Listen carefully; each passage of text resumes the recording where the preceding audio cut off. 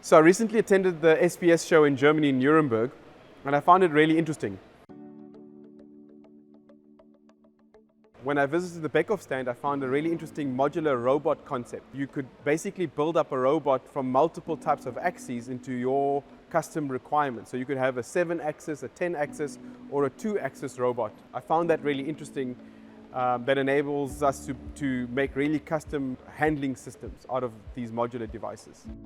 What I also found interesting at the Festo stand was they've made a completely pneumatic cobot. As you can see from the movement of the robot, it's completely 6-axis, and it actually stops when you touch it. And once it's stopped, it actually uses pneumatic brakes to lock in place. I thought this is a really interesting concept as well.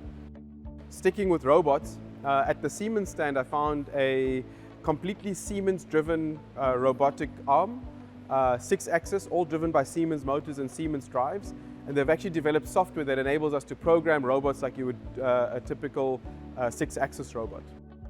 Rockwell had a cool VR demo that enabled you to walk through a production line using VR headsets, and they had little cool chairs that you could sit into so you don't fall over. It's one of the problems we had at some of our VR demos at exhibitions. What is also clear is that AWS and Microsoft Azure are going to play key roles in the future of manufacturing.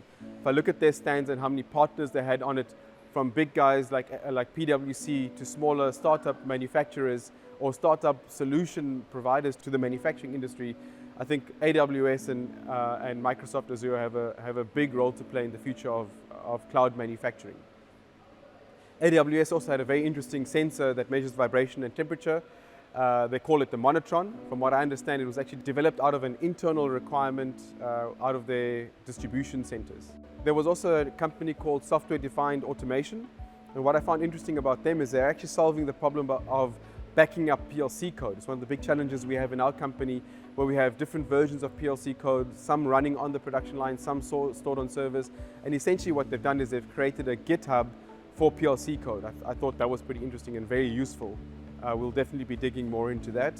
I also visited the CODESYS stand, and I think everyone's familiar with CODESYS. It's the sort of go-to standard for a lot of the PLC software that runs on Beckhoff PLCs, on Bosch PLCs.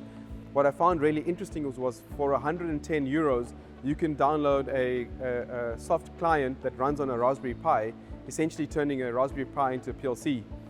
I really think the future of PLCs will be completely democratized, and there's very little differentiation in the PLC space, especially with what CODESYS is now able to do at really a fraction of the cost, and by turning a Raspberry Pi into a PLC.